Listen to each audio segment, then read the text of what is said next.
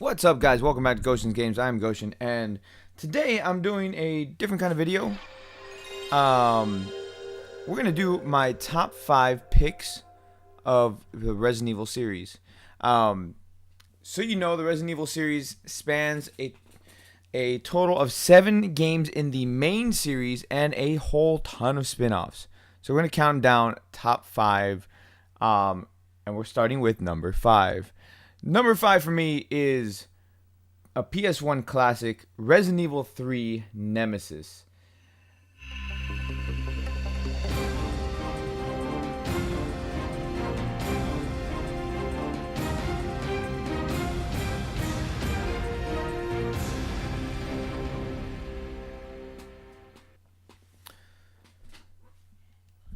So Resident Evil 3 Nemesis takes place almost immediately after Part 1.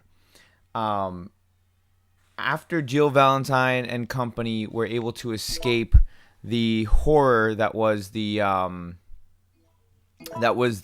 Spencer Mansion or Spencer Estate from Part 1. They make it back to the city and find the city has become overrun with zombies. Excuse the old timely graphics because that's basically it's PS1. So it's a very good game. It was a lot of fun, especially when it came out back in the day. And I honestly I don't have many complaints with it. I really don't. It still holds up. I really wish they would make a remake like they did Part 1 and like they're doing Part 2.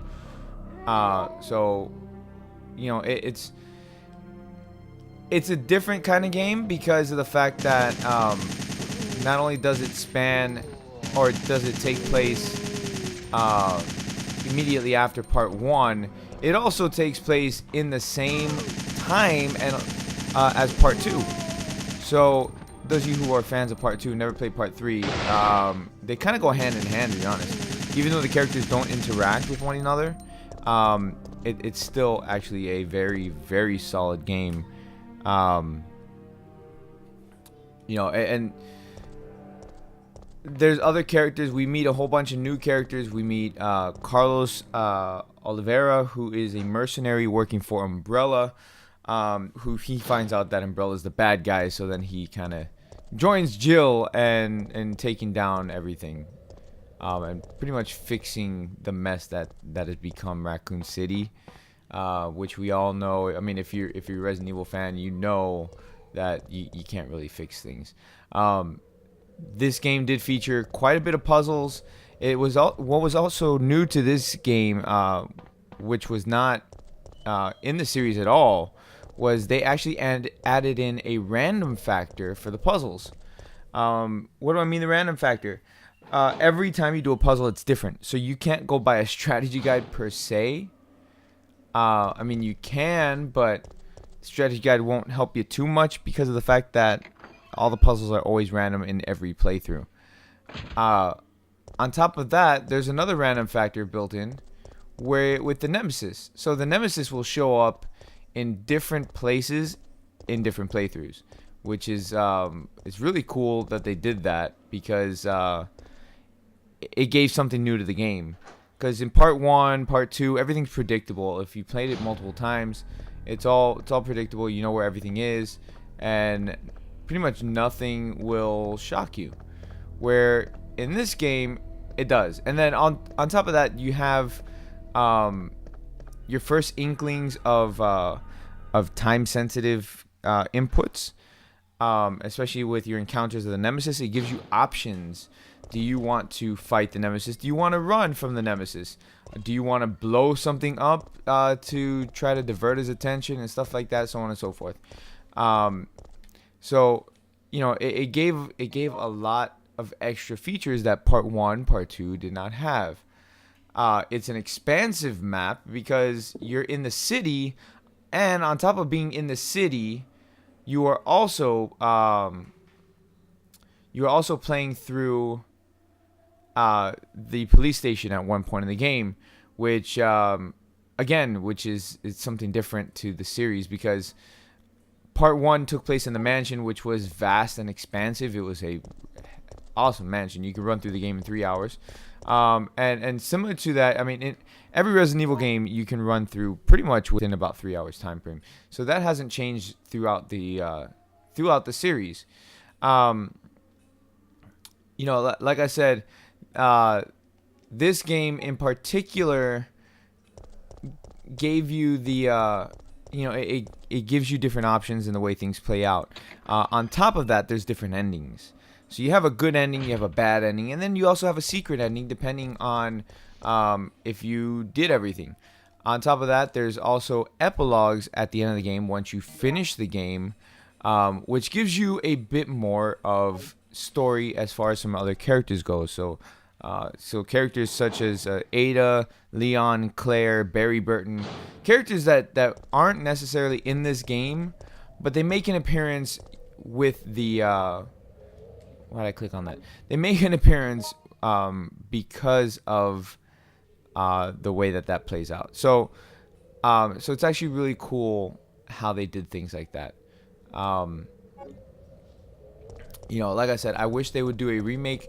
In a sense, they kind of, sort of did, but didn't. Within the the Chronicles series on the Wii, because you have the Umbrella Chronicles and then the Dark Side Chronicles, and I believe the Umbrella Chronicles actually goes through part 3. In a reimagining, because it's a rail shooter game, so it goes through it in a reimagining of the game with enhanced graphics, which the graphics are amazing, especially pushing the capabilities of the Wii. That being said, back to this game, there's so much good in this game. I have no complaints because it lets me play as my favorite character, who is Jill.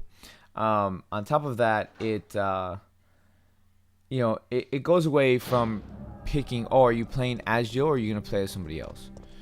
And that that in itself is it's one story. You don't have to worry about playing through different playthroughs, like, okay, I played as Leon last time, I'm gonna play as Claire this time, and then you find out that one of the storylines is kind of like weaker than the other.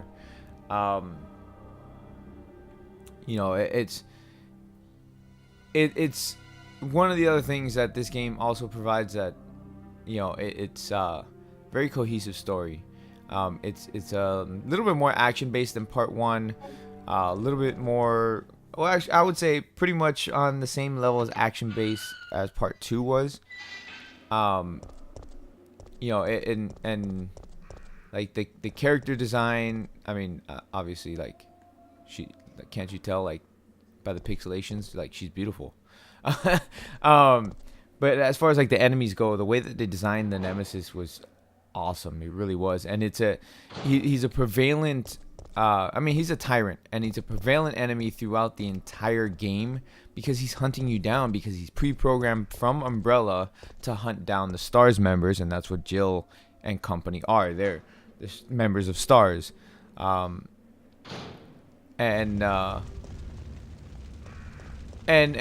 with that, I think I killed like everything in this game already.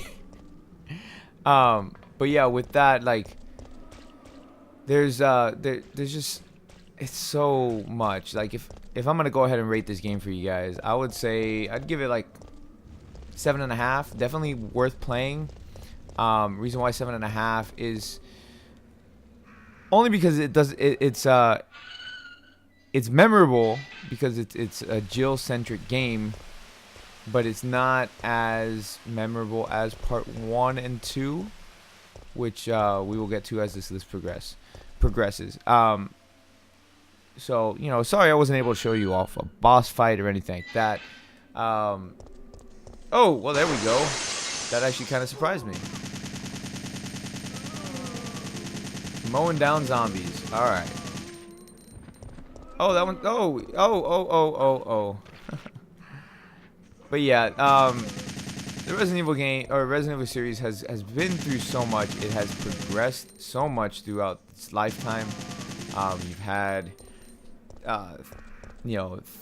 third-person views such as this, where it's it's a top-down view, different camera angles to give the horror aspect.